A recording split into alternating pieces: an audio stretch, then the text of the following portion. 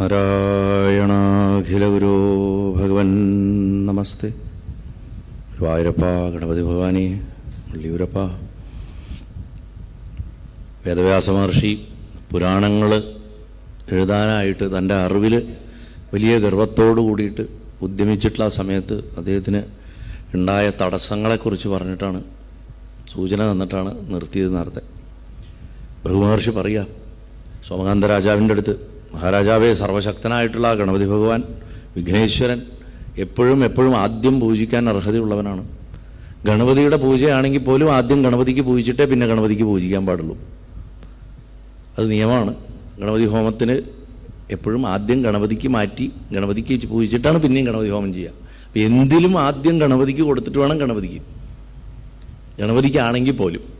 അത്രയും മഹത്തരമാണ് അദ്ദേഹത്തിൻ്റെ ആ ജ്യേഷ്ഠരാജ പദവി, അഥവാ പ്രഥമ പൂജിതൻ, പൂജാർഹൻ എന്ന് പറയുന്ന ആ പദവി. വളരെ പഴയ കാലം തൊട്ട് തന്നെ ഗണപതി ഭഗവാനെ പൂജിക്കുക, ഭഗവാനെ സ്മരിക്കുക, വിഘ്നങ്ങളില്ലാണ്ടാക്കാനായിട്ട്. അപ്പോൾ യുദ്ധമാവട്ടെ, സമാധാനമാവട്ടെ, ലൗകികമാവട്ടെ, ആധ്യാത്മികമാവട്ടെ, എന്തിലും ഗണപതി ഭഗവാനെ പൂജിക്കാതെ മുന്നോട്ടൊരു പോക്കില്ല. ശരിക്കും പിതൃകർമ്മങ്ങളിൽ പോലും നമ്മൾ ശ്രദ്ധിച്ചാൽ കാണാം, ഗണപതിക്ക് അവിടെ ഒരു സ്ഥാനമുണ്ട്, ഗണപതിക്കുള്ളതിൻ്റെ ഒരു സൂചനയുണ്ട് എപ്പോഴും. ഗണപതിക്ക് വയ്ക്കാതെ ഒന്നും ഇല്ല. ഇപ്പം നമ്മുടെ നാടൻ എന്താ പറയുക, ഉപാസനകളിൽ പോലും അത് കാണാം. എന്തിനാ, ഒരു കളം വരയ്ക്കുമ്പോൾ, കാളിയുടെ ഒരു കളം വരയ്ക്കുമ്പോൾ പോലും കാണാം ആ കന്നിമൂലയിൽ ഒരു ചെറിയത് വെച്ച്, വിളക്ക് കുറച്ച് നാളികേരപ്പോളും അതൊക്കെ വെച്ചിട്ട് ഒരു ചെറിയൊരു നേദ്യം വെച്ചിട്ട് ഗണപതിക്ക് എന്ന് പറഞ്ഞിട്ട്, അതുകൊണ്ട് നമ്മൾ ഗണപതിക്ക് വയ്ക്കുക എന്ന് പറയും അല്ലേ. പണ്ട് കാലത്ത് നമ്മുടെയൊക്കെ വീടുകളിൽ കുട്ടികളുടെ പിറന്നാൾ ദിവസം ഒരു വിളക്ക് കൊളുത്തിയിട്ട് അതിൻ്റെ മുന്നിൽ ആ വിഭവങ്ങളൊക്കെ വിളമ്പിയതിന് ശേഷമാണ് പിറന്നാളുകാരന് അല്ലെങ്കിൽ പിറന്നാളുകാരിക്ക് ആദ്യം വിളമ്പുക. ആ വിളക്ക് വെച്ച് കൊടുക്കുന്നത് എന്താ, അത് ഗണപതിക്കാണ്. അത് ഗണപതിക്ക് കൊടുക്കുക എന്നുള്ള സങ്കല്പമായിരുന്നു. അപ്പം ഭൃഗുമഹർഷി പറയുക, ഇങ്ങനെ എല്ലാറ്റിൻ്റെയും തുടക്കത്തിൽ ചിന്തിക്കേണ്ട ആ ഭഗവാനെ പുരാണരചനയുടെ ആരംഭത്തിൽ വേദവ്യാസ മഹർഷി മറന്നുപോയി, അദ്ദേഹം ഓർത്തില്ല. അതുകൊണ്ട് അദ്ദേഹത്തിൻ്റെ ഓർമ്മശക്തി നഷ്ടപ്പെട്ടു. അത് ഭഗവാനായിട്ട് ശപിച്ചിട്ടോ അങ്ങനെയൊന്നുമല്ല സംഭവിക്കുന്നത്. ഭഗവാന്റെ തത്വം എന്താണെന്ന് ഇന്നലെ വൈകുന്നേരം ഞാൻ പറഞ്ഞത് ഓർമ്മയുണ്ടെങ്കിൽ ഇതിലൊന്നും നമുക്ക് അത്ഭുതം തോന്നില്ല. ഏത് പ്രവൃത്തിയും നന്നായിട്ട് മുന്നോട്ട് പോകണമെങ്കിൽ ആത്യന്തികമായിട്ട് നമ്മൾ ഇല്ലാണ്ടാക്കേണ്ട തടസ്സം എന്ന് പറയുന്നത് നമ്മളെക്കൊണ്ട് എല്ലാം സാധിക്കുന്നോ അല്ലെങ്കിൽ നമ്മളെക്കൊണ്ട് ഒന്നും സാധിക്കില്ല എന്നോ ഉള്ള രണ്ട് സ്വഭാവങ്ങളുള്ള നമ്മുടെ അഹങ്കാരത്തിനാണ്. അഹങ്കാരമാണ് ഏറ്റവും വലിയ ശത്രു.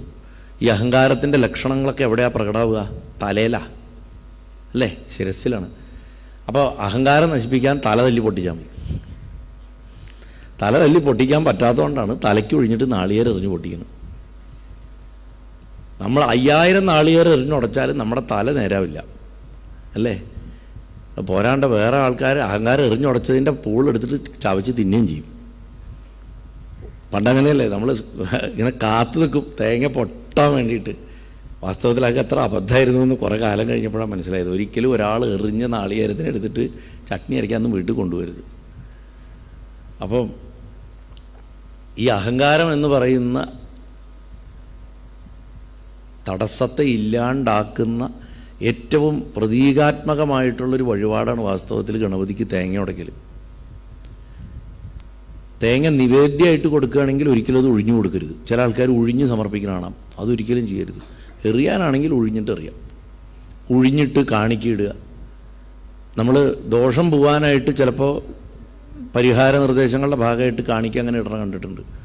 പക്ഷെ അതല്ലാണ്ട് ഒരു ദ്രവ്യം, ധനം സമർപ്പിക്കുമ്പോൾ ഒരിക്കലും ഒഴിഞ്ഞിട്ടിടരുത് ഭണ്ഡാരത്തിൽ. അത് റിവേഴ്സാണ്, ഫലം നേരെ റിവേഴ്സാണ് വരിക. അത് നമുക്ക് ഒരിക്കലും ചെയ്യരുത്. അപ്പം നമുക്കൊരാളൊരു ഗിഫ്റ്റ് തരാൻ വന്നു, നമ്മളിങ്ങനെ ആകാംക്ഷയോടെ നിൽക്കുമ്പോൾ അയാളെ തലയുടെ ചുറ്റും 3 പ്രാവശ്യം ഒഴിഞ്ഞിട്ട് നമുക്ക് തന്നെ എങ്ങനെ ഇരിക്കും അല്ലേ.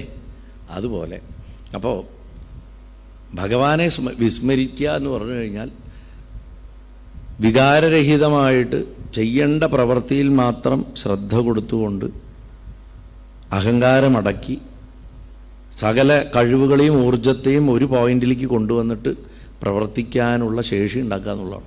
അപ്പോൾ ഭഗവാനെ മറന്നു കഴിഞ്ഞാൽ ഈ ശേഷി നഷ്ടപ്പെട്ടു കളയും. അതുകൊണ്ട് വേദവ്യാസ മഹർഷിയുടെ ഓർമ്മശക്തി പോയി.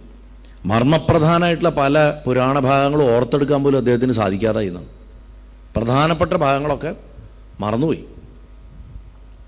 അതായത് ഉദാഹരണത്തിന് രാമായണം എഴുതുകയാണെന്നുണ്ടെങ്കിൽ രാവണൻ വന്ന് തട്ടിക്കൊണ്ടുപോയി എന്നുള്ള ഭാഗം മറന്നുപോയാലുള്ള അവസ്ഥ കഴിഞ്ഞില്ലേ?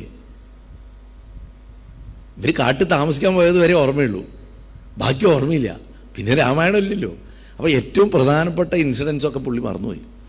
അദ്ദേഹം അങ്ങനെ മറന്നുപോയപ്പോൾ ഇനിയിപ്പോൾ എന്താ ചെയ്യുക? താനാണ് ഇതിന് ഇറങ്ങി പുറപ്പെടുകയും ചെയ്തു, നാട്ടുകാരെയൊക്കെ അറിയിക്കുകയും ചെയ്തു, ഞാൻ 18 പുരാണം എഴുതുന്നു, ഗോൾ സെറ്റ് ചെയ്ത് കഴിഞ്ഞു, എല്ലാവർക്കും വിളംബരവും ചെയ്തിട്ടുണ്ട്. ഇനി നാട്ടുകാർ ചോദിക്കില്ലേ ഈ എവിടെ എഴുതി കഴിഞ്ഞില്ലേ എന്ന് ചോദിക്കും. അപ്പോൾ വേദവ്യാസ മഹർഷി എൻ്റെ ഗുരുവായൂർ ഡോക്യുമെൻ്ററി പോലെയാണ്, അവസാനിക്കുകയില്ല, പോയിക്കൊണ്ടേയിരിക്കും, എന്നും കേട്ടോണ്ടിരിക്കും. എന്താ കഴിഞ്ഞില്ലേ? എവിടെ നടന്നുകൊണ്ടേയിരിക്കണമെന്ന് പറയാം. അപ്പോൾ ഞാൻ ഗണപതിയെ പൂജിക്കാനായിട്ടല്ല കേട്ടോ, നല്ലോണം പൂജിച്ചിട്ടുണ്ട്, എന്നിട്ടപ്പോൾ ഇത്രയെങ്കിലും എത്തിയത് ഗുരുവായൂരപ്പൻ്റെ ഒരു ഇച്ഛ. അപ്പോൾ മഹർഷി അദ്ദേഹത്തിന് എന്താണെന്ന് വെച്ച് കഴിഞ്ഞാൽ ഈ മഹാത്മാക്കൾക്കുള്ളൊരു ഗുണം എന്ന് പറഞ്ഞാൽ അവർക്ക് മാർഗനിർദ്ദേശത്തിന് അതിലും വലിയ മഹാത്മാക്കൾ അവിടെ എപ്പോഴും തയ്യാറായിട്ടിരിക്കും. അവരൊക്കെ ഗുരുത്വമുള്ള ആൾക്കാരാണ്. അപ്പോൾ അതുകൊണ്ട് ആ മഹർഷി ബ്രഹ്മദേവനെ ധ്യാനിച്ചിട്ട് പ്രത്യക്ഷപ്പെടുത്തി. എന്നിട്ട് ചോദിച്ചു, പിതാമഹ സ്രഷ്ടാവേ, ഞാനിങ്ങനെ പുരാണങ്ങൾ എഴുതാനായിട്ട് ഉദ്യമിച്ച സമയത്ത് എനിക്ക് മറവി വന്നിരിക്കുന്നു. ചതുർവേദങ്ങളൊക്കെ വിഭജിച്ച് എഴുതിയപ്പോൾ അതിൻ്റെ ശേഷം ഒരു തുടർച്ച എന്നുള്ള നിലയ്ക്ക് സാധാരണ മനുഷ്യർക്ക് വേദതത്വങ്ങൾ മനസ്സിലാക്കാൻ വേണ്ടിയിട്ടാണ് ഞാൻ ഈ പുരാണങ്ങളൊക്കെ രചിക്കാമെന്ന് വിചാരിച്ചത്. പക്ഷേ മുഖ്യമായിട്ടുള്ള പല സംഭവങ്ങളും എനിക്ക് ഓർത്തെടുക്കാൻ സാധിക്കണില്ല. എന്താ ഇങ്ങനൊരു തടസ്സം എനിക്ക് വരാൻ കാരണം ചോദിച്ചു. ഞാൻ എങ്ങനെയാണ് ഈ തടസ്സത്തെ മാറ്റേണ്ടത്, എങ്ങനെയാണ് ഞാൻ ഇത് പുനർരചന വീണ്ടും എഴുതി തുടങ്ങേണ്ടത് എന്ന് ചോദിച്ചു. അപ്പോൾ ബ്രഹ്മദേവൻ കുറച്ചു നേരം ആലോചിച്ചിരുന്നിട്ട് പറഞ്ഞു, വ്യാസമഹർഷേ, മഹാപണ്ഡിതനാണെന്നുള്ള അഹങ്കാരം അങ്ങയുടെ മനസ്സിൽ എവിടെയോ മുളപൊട്ടി.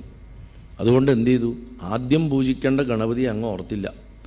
പുരാണം എഴുതുക എന്നുള്ള ആശയം മനസ്സിൽ വന്നപ്പോൾ ആ നിമിഷം തന്നെ അങ്ങ് ഗണപതി ഭഗവാനെ അതിൻ്റെ നിർവിഘ്ന പരിസമാപ്തിക്ക് വേണ്ടിയിട്ട് ധ്യാനിച്ച് സ്തുതിക്കേണ്ടതായിരുന്നു. അങ്ങനെ ചെയ്യാൻ മറന്നുപോയത് കൊണ്ടാണ് അങ്ങയുടെ ഓർമ്മശക്തിക്ക് വിഘാതം സംഭവിച്ചിരിക്കുന്നത്. ഈ മഹാത്മാക്കളായിട്ടുള്ള ആൾക്കാർ ലോകത്തിന് മാതൃക കാണിച്ചു കൊടുക്കാൻ ബാധ്യസ്ഥരായിട്ടുള്ള ആൾക്കാരാണ്. വ്യാസമഹർഷിയെ പോലുള്ള ഒരാൾ മറന്നു എന്ന് പറഞ്ഞാൽ പിന്നെ നമ്മൾ സാധാരണക്കാരുടെ കാര്യം പറയാനുണ്ടോ? അതുകൊണ്ടാണ് വ്യാസമഹർഷിയുടെ ഓർമ്മശക്തി പോണ ശിക്ഷ അദ്ദേഹത്തിന് കിട്ടണത്. നമ്മളൊക്കെ മറന്നാലും ഭഗവാൻ തിരിഞ്ഞു നോക്കൂല.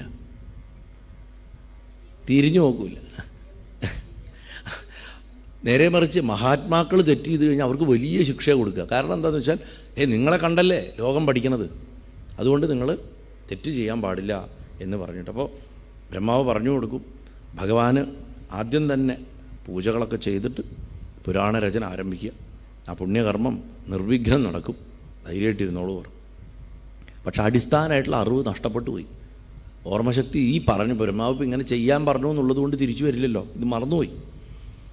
അതുകൊണ്ട് വ്യാസമഹർഷിക്ക് എത്ര ആലോചിച്ചിട്ടും ഗണപതിയെക്കുറിച്ച് തന്നെ ചിന്തിക്കാൻ പറ്റിയില്ല.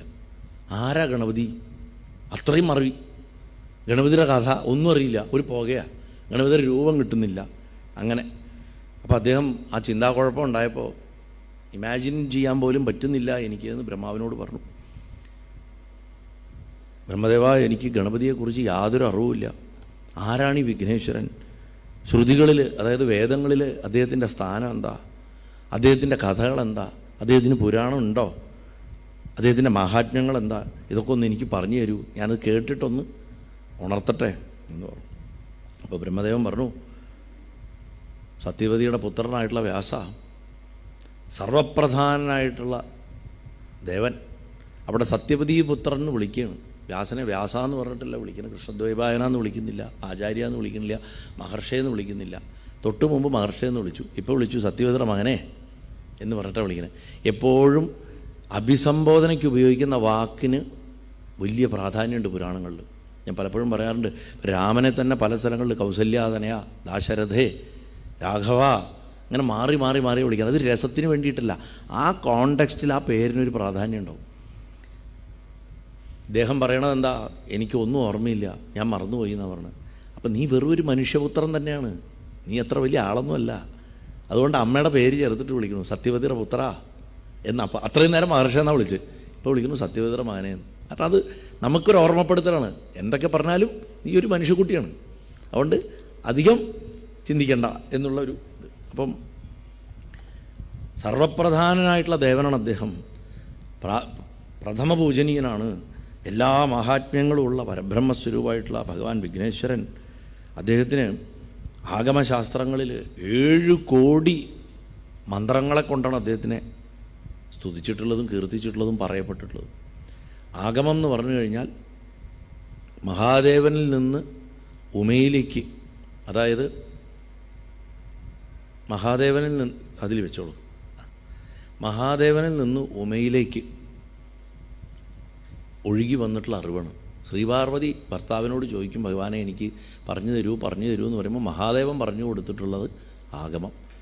പക്ഷെ അവിടെ കൊണ്ടും വിദ്യാഭ്യാസം അവസാനിക്കുന്നില്ല. അമ്മയിൽ നിന്ന് ഭഗവാൻ ഒരുപാട് പഠിച്ചിട്ടുണ്ട്. അതായത് ആത്മാവിൽ നിന്ന് പ്രകൃതിയിലേക്ക് വന്ന അറിവുകൾ ആഗമം എന്ന് വെച്ചിട്ട് ആത്മാവ് പഠിക്കാണ്ടിരിക്കുന്നുണ്ടോ? ഇന്നത്തെ കാലത്ത് അല്ലെങ്കിൽ പഴയ കാലത്തെയും പോലെ നീ മിണ്ടാണ്ടിരിക്കുക ഞാൻ നോക്കിക്കോളാം എന്ന് പറഞ്ഞ ഭർത്താവല്ല ഭഗവാൻ. ഭഗവാൻ ഭാര്യയുടെ നിന്ന് ഒരുമതി കാര്യങ്ങൾ പഠിക്കുന്ന ആളാണ്. അപ്പോൾ ഭഗവാൻ അറിയാത്ത ഭഗവാൻ അമ്മയോട് ചോദിക്കും. അപ്പോൾ അമ്മ പറഞ്ഞു കൊടുക്കും. അത് നിഗമങ്ങൾ. അമ്മ ഭഗവാന് പറഞ്ഞു കൊടുത്തത് നിഗമങ്ങൾ, ഭഗവാൻ അമ്മയ്ക്ക് പറഞ്ഞു കൊടുത്തത് ആഗമങ്ങൾ. അങ്ങനെയാണ് അതിൻ്റെ ഒരു ലളിതമായിട്ടുള്ള ഒരു അർത്ഥം അതാണ്. അപ്പോൾ അങ്ങനെ ആ ആഗമങ്ങളിൽ മഹാദേവനാണ് ഈ 64 കോടി മന്ത്രങ്ങൾ സൃഷ്ടിച്ചിട്ടുള്ള ആളാണെന്നാണ് പറയുന്നത്. 64 കോടി മന്ത്രങ്ങൾ ഭഗവാന്റെ ഡക്കെന്നാണ് വന്നിട്ടുള്ളത്. ഭഗവാൻ ആ കലിയുഗം തുടങ്ങുന്ന സമയത്ത് ഈ 64 കോടി മന്ത്രങ്ങൾ ശാപിച്ച് കീലകമടിച്ച് ആർക്കും ഉപയോഗിക്കാൻ പറ്റാണ്ടാക്കി വെച്ചു. കാരണം ദുഷ്ടന്മാരുടെ കയ്യിൽ പെട്ട് കഴിഞ്ഞിട്ട് ദുർവിനിയോഗം ചെയ്യപ്പെടരുതെന്ന് പറഞ്ഞിട്ട്. അതുകൊണ്ടാണ് മന്ത്രോപാസന ചെയ്യുമ്പോൾ ഈ കീലകം ചെല്ലേണ്ടതിൻ്റെ ആവശ്യം വരുന്നത്. ശാപമോചനം കൊടുക്കാനുള്ള മന്ത്രങ്ങൾ ചെല്ലുമൊക്കെ വേണം. അങ്ങനെയുണ്ട്. മന്ത്രത്തിനെ ശുദ്ധീകരിച്ചെടുക്കുക എന്ന് പറയും.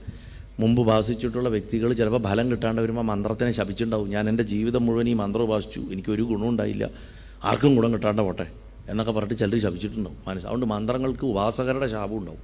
അത് നമശിവായ്ക്ക് പോലും ഉണ്ട്, ഓം നമോ നാരായണയ്ക്കും ഉണ്ട്. ഞാൻ പറഞ്ഞ അത്രയും മഹാമന്ത്രങ്ങൾക്കും ഗായത്രിക്ക് പോലും ഉണ്ട്. ഈ ഉപാസകർ മനസ്സ് വെറുത്തിട്ടേ എത്രയോ ജീവിതം അവർ അതിന് വേണ്ടിയിട്ട് ശ്രമിച്ചിട്ടുണ്ടാവും. പക്ഷേ എവിടെ എത്തിയിട്ടുണ്ടാവില്ല. ചില മന്ത്രങ്ങൾ എത്ര ജപിച്ചു കഴിഞ്ഞാലും ചില വ്യക്തികൾക്ക് അവരുടെ കർമ്മഫലം അനുസരിച്ചിട്ട് ഫലത്തിൽ വരില്ല. നമ്മളിന്ന് ചുമ്മാ യൂട്യൂബ് നോക്കിയിട്ടും ഫേസ്ബുക്ക് നോക്കിയിട്ടും കണ്ണി കണ്ടൊക്കെ കാണിക്കും. ഇതൊക്കെ എന്തൊക്കെ അപകടങ്ങൾ ഉണ്ടാക്കി വയ്ക്കുക എന്നുള്ളത് ഈശ്വരന് മാത്രമേ അറിയുള്ളൂ. അപ്പോൾ ഈ മന്ത്രങ്ങളുടെ ശുദ്ധീകരണത്തിൻ്റെ ഭാഗമാണ് ഇതൊക്കെ. അങ്ങനെയുള്ള 64 കോടി മന്ത്രങ്ങളിൽ ഇവിടെ പറഞ്ഞു വയ്ക്കുക 7 കോടി മന്ത്രങ്ങളും ഗണപതിക്കണമെന്ന്.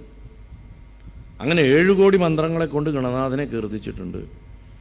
അവനെ തന്നെ ആരാധിക്കുന്ന ഭക്തന്മാരുടെ എല്ലാ ബുദ്ധിമുട്ടുകളും മാറ്റി, എല്ലാ തടസ്സങ്ങളും മാറ്റി അവരെ പരിപാലനം ചെയ്യണ പരാൽപരനാണ് ഗണപതി ഭഗവാൻ എന്ന് പറഞ്ഞു.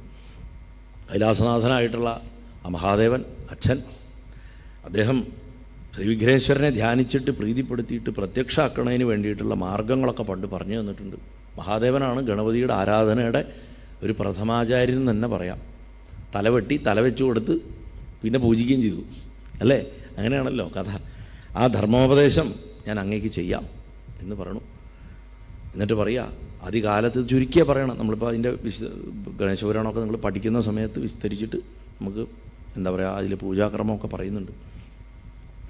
പ്രാതകാലത്ത് അതികാലത്ത് എഴുന്നേറ്റ് അവനവൻ്റെ പ്രാഥമിക കർമ്മങ്ങളൊക്കെ നിർവഹിച്ചതിന് ശേഷം നല്ല ശുദ്ധമായിട്ടുള്ള ജലത്തിൽ കുളിക്കുക. പുണ്യതീർത്ഥ സ്നാനം പറ്റുകയാണെങ്കിൽ വളരെ നല്ലത്. എന്നിട്ട് ശരീരത്തെ മനസ്സിനെയും ശുദ്ധാക്കി നല്ല ശുഭ്രമായിട്ടുള്ള വെളുത്ത വൃത്തിയുള്ള വസ്ത്രങ്ങൾ ധരിച്ച്, ലുങ്കിയൊന്നും എടുത്തിട്ട് ജപിക്കാതിരിക്കരുത്. നൈറ്റി ലുങ്കി ഇതൊന്നും എടുത്തിട്ട് ജപിക്കാതിരിക്കരുത്. ഈ കുത്ത് പുള്ളിയൊക്കെ ഉള്ള വസ്ത്രങ്ങളൊക്കെ രാഹുവാണ്. അതുകൊണ്ടാണ് ഈ ഡിസൈൻസ് ഒരുപാടുള്ള വസ്ത്രങ്ങൾ ധരിച്ചിട്ട് സാധനയ്ക്ക് ഇരിക്കരുത്. രാഹുവിൻ്റെ സാധനയ്ക്ക് ഇരിക്കാം, രാഹുവിൻ്റെ സാധനയ്ക്കും സർപ്പത്തിൻ്റെ സാധനയ്ക്കും ഇരിക്കാം. അല്ലാത്തത് ശുഭ്രവസ്ത്രം ധരിക്കണം എന്നാണ്. അങ്ങനെ ധരിച്ച് കിഴക്ക് ദിക്ക് നോക്കി ഉപവിഷ്ടനായിട്ട് ആചമനം ചെയ്യണം. ആദ്യം ആന്തരിക ശുദ്ധിക്ക് വേണ്ടിയിട്ട് 3 വെള്ളം ഈ കയ്യിൽ ഒഴിച്ച് ഇവിടെ ഇങ്ങനെ കുടിക്കുന്നതിനാണ് ആചമിക്കുക എന്ന് പറയുക. പ്രാണായാമം ചെയ്ത് പ്രാണനെ ശുദ്ധി വരുത്തി നാഡിയിലുള്ള ബ്ലോക്കുകളൊക്കെ മാറ്റാനാണ് പ്രാണായാമം ചെയ്യണത്. അത് കഴിഞ്ഞ് മനസ്സിനെ കൊണ്ട് ഭഗവാനെ പൂജ കഴിച്ച് ഈ പ്രണവത്തോട് അതായത് ഓംകാരത്തോടും ബീജമന്ത്രാക്ഷരത്തോടും കൂടിയിട്ട് ഭഗവാന്റെ ഷഡക്ഷരി മന്ത്രം, അത് ഓം ഗം ഗണപതേ നമഃ എന്നുള്ള മന്ത്രമോ അല്ലെങ്കിൽ ഒറ്റ അക്ഷരമുള്ള മന്ത്രങ്ങളുണ്ട് ഗണപതിരെ. ഇപ്പം ഞാൻ രാവിലെ പറഞ്ഞു, വള്ളിയൂർ ക്ഷേത്രത്തിൽ ഗണപതിക്ക് ഒരൊറ്റ അക്ഷരമുള്ള മന്ത്രമാണ്. ഏകാക്ഷര മന്ത്രം കൊണ്ട് അവിടെ ഭഗവാനെ പൂജിക്കണം. ഭഗവാൻ ബീജാക്ഷര ഗണപതിയാണ് ശരിക്കും ഇവിടെ ഇരിക്കുന്ന ഭാവം. അതിലേക്ക് നാരായണൻ്റെ ചൈതന്യം വരികയാണ് ചെയ്തത്. അപ്പോൾ അങ്ങനെയാണത് വൈഷ്ണവ ഗണപതിയായിട്ട് മാറുന്നത്. അപ്പോൾ ഭഗവാന്റെ ഇനി രസം എന്താ വെച്ചാൽ ഇടയിൽ പറയട്ടെ, പറയാണ്ടിരിക്കാൻ പറ്റില്ല. ഈ ഗുരുവായൂരപ്പൻ ഈ ഉണ്ണിയായിട്ടുള്ള ഭാവത്തിൽ ഒരു ഭാവമുണ്ട്, അത് താന്ത്രികമായതുകൊണ്ട് പറയാൻ പറ്റില്ല. ആ മന്ത്രവും ഗണപതി ഭഗവാന്റെ ഒറ്റ അക്ഷരമുള്ള ഒരു മന്ത്രവും ഒന്നാ, ഒരേ. ഇപ്പോൾ കാളിക്കും കാമദേവനും കൃഷ്ണനും ഒറ്റ ബീജാക്ഷരം പോലെ ഗണപതിയുടെ അനവധി ബീജാക്ഷരങ്ങളിൽ ഒരു ബീജാക്ഷരവും ഉണ്ണിയുടെ ഒരു ബീജാക്ഷരവും ഒന്നാണ്. അത് ചെറിയ കുട്ടിയുടെ ആയിട്ടുള്ള കൃഷ്ണൻ്റെ.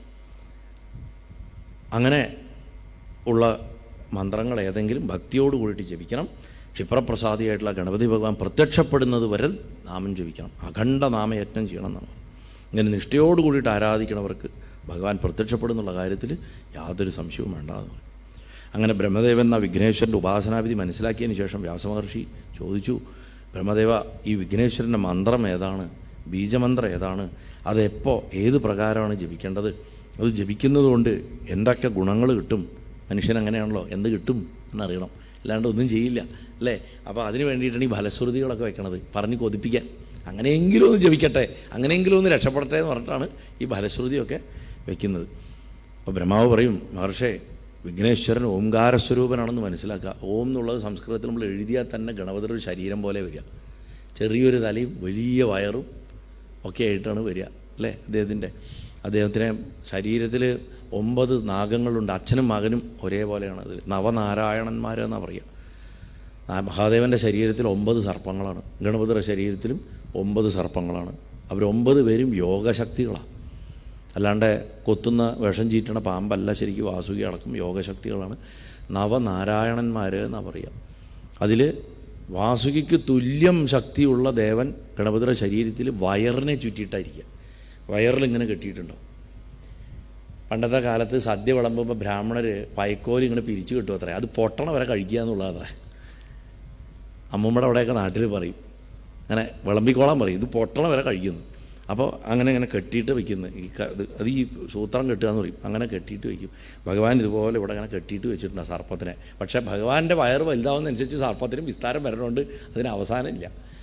അങ്ങനെ എന്തും ദഹിക്കുന്ന വയറായതുകൊണ്ട് ഗണപതി ഭഗവാന്റെ വയറാണ് നമ്മൾ ശരിക്കും പറഞ്ഞു കഴിഞ്ഞാൽ ഏറ്റവും സ്നേഹത്തോടു കൂടിയിട്ട് ആരാധിക്കേണ്ടത്. ഹനുമാൻ്റെ വാല്, ഗണപതിയുടെ വയറ്, ലംബോദരം അല്ലേ. അപ്പോൾ ജീവിതത്തിലെ പ്രതിസന്ധികൾ എന്തു വന്നാലും ഫേസ് ചെയ്യാനുള്ള ശക്തിയാണ് ഈ ലംബോദരം എന്നുള്ള നാമജപത്തിൻ്റെ തന്നെ ശക്തി. കാരണം എന്തും ദഹിക്കും, ഒന്നും ദഹിക്കാണ്ട് കിടക്കില്ല, എന്തും സ്വാംശീകരിക്കാൻ സാധിക്കുന്നുള്ളതാണ്. അപ്പോൾ അങ്ങനെ ഇതിൻ്റെ ബെനിഫിറ്റ്സ് ചോദിക്കുമ്പോൾ ഓംകാരസ്വരൂപനാണ്.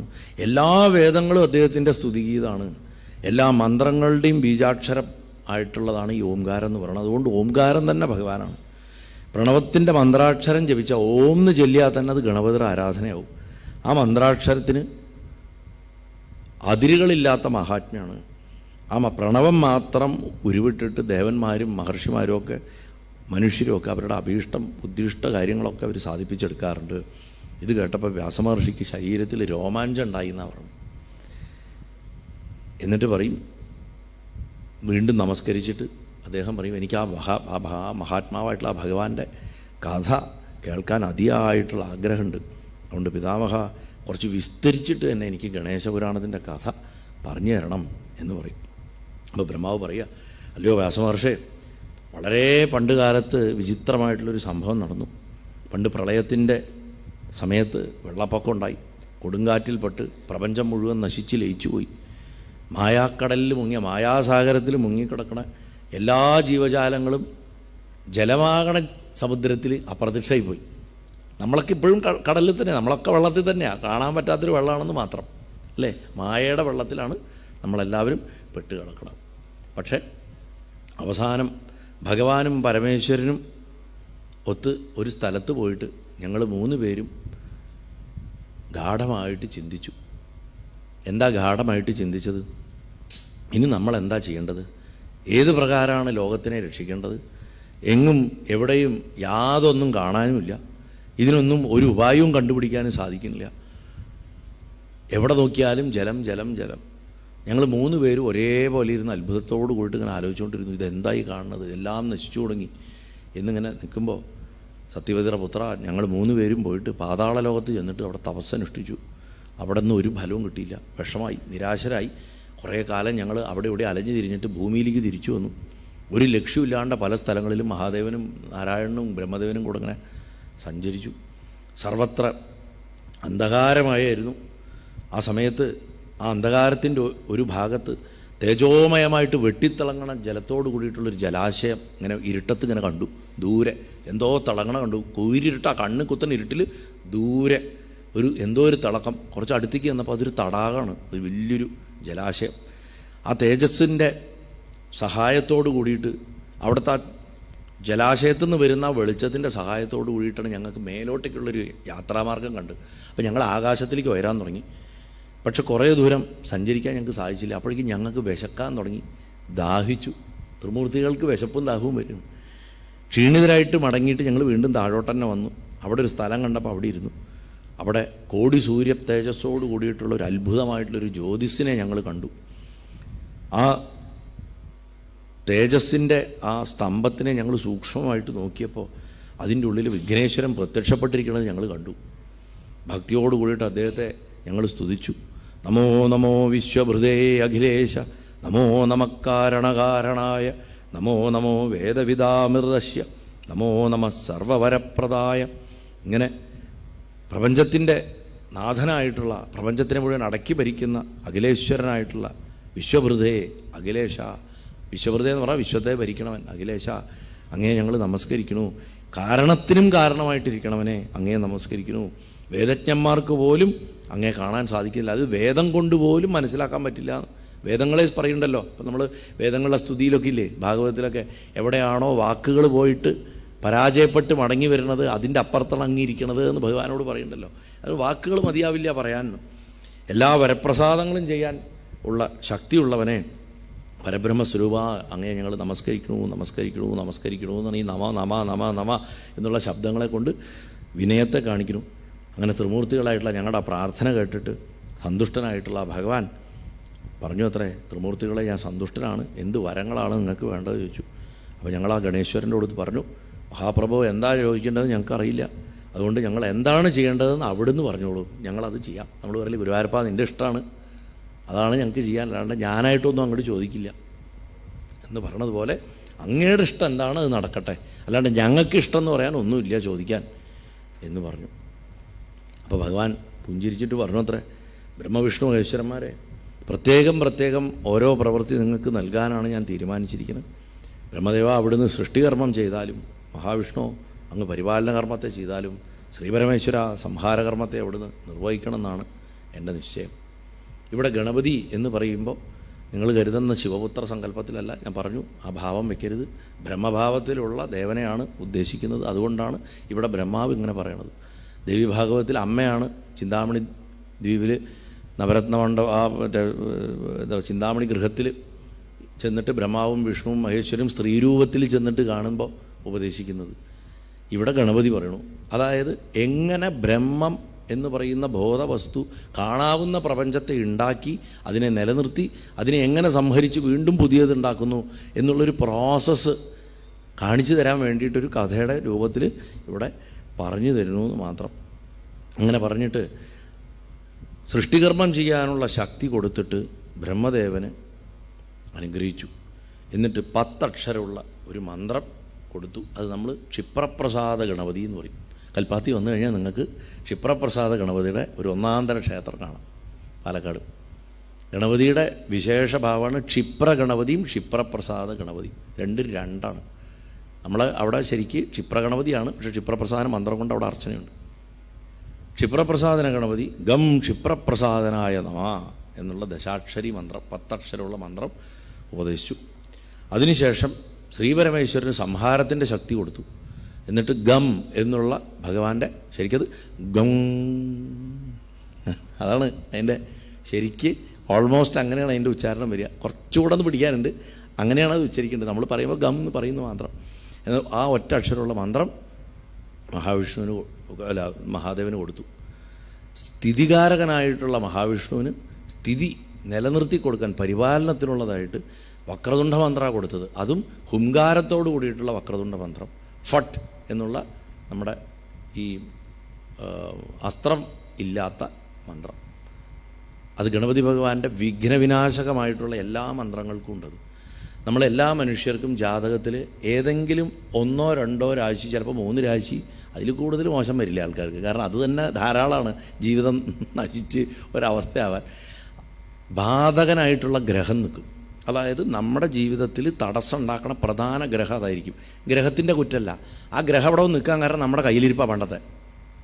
ആ ഗ്രഹം കാണിച്ചു തരുന്നത് നീ ഈ കയ്യിലിരിപ്പ് ചെയ്തത് കൊണ്ടാണ് നീ ഇന്നത് അനുഭവിക്കണമെന്ന് കാണിച്ചു തരൽ മാത്രമേ ഗ്രഹങ്ങൾ ചെയ്യുള്ളൂ. ശനിയും രാഹുവും ചൊവ്വയും ഒക്കെ പാവങ്ങളാണ്, അവരൊക്കെ നല്ല ഗ്രഹങ്ങൾ, അവരവരുടെ ജോലി ചെയ്യണമെന്ന് മാത്രം. നമ്മുടെ കയ്യിലിരിപ്പിൻ്റെ പ്രശ്നം. അപ്പോൾ അങ്ങനത്തെ രാശികളെ ബാധക രാശിയെന്നും അവിടെ നിൽക്കുന്ന ഗ്രഹത്തെ ബാധക ഗ്രഹം എന്ന് പറയും. 12 രാശിയാണെന്ന് എല്ലാവർക്കും അറിയാമല്ലോ. 9 ഗ്രഹമുണ്ട്. ഈ 12 രാശി 9 ഗ്രഹവും കൂടെ ചേരുമ്പോഴുള്ള പെർമിറ്റേഷൻ കോമ്പിനേഷൻസ് മുഴുവൻ എടുത്താലും ഇതിനെല്ലാറ്റിനും ഗണപതി ഭഗവാന്റെ മന്ത്രങ്ങളുണ്ട്. 12 മന്ത്രമേ ഉള്ളൂ. ആ 12 മന്ത്രം മതി വാസ്തവത്തിൽ ഒരു ജാതകത്തിലെ ഒട്ടുമിക്ക പ്രശ്നങ്ങളും മാറ്റാൻ. ആണ് ഗണപതി ഉപാസനയ്ക്ക് അത്ര ശക്തിയാണ്. അതൊക്കെ ഈ ഹും എന്നുള്ള ഹുങ്കാരത്തോടെയാണ് അവസാനിക്കുക. ആ ഫട്ട് എന്നുള്ളത് വെച്ചിട്ട് അവസാനിക്കില്ല. ഞാൻ ദേവീഭാഗവത്തിൻ്റെ ഇതിലാണ് തോന്നുന്നു, ഏതോ ഒരു ദിവസം ഈ ഫട്ട് എന്നുള്ളത് ശരിക്കും അതിൻ്റെ ഒരു ഉച്ചാരണത്തിലൊരു ഒരല.